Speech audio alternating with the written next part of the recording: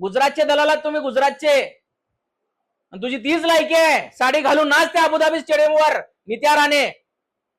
हिंदू म्हणून घ्यायची तुझी लायकी नाही. अरे कडवट हिंदू आम्ही आहेत, बाळासाहेब ठाकरेचे हिंदू आहे आम्ही.